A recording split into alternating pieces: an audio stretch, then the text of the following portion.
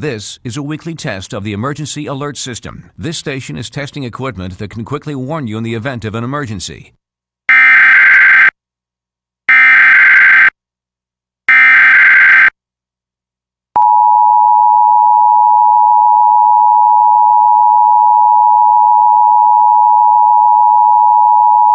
A civil authority has issued required monthly tests for the following counties or areas: Grays Harbor, Pacific, Washington, at 8:50 p.m. on Deck 7th, 2022, effective until 11:50 p.m.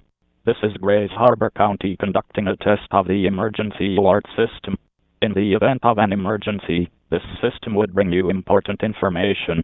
The following tones will conclude this test.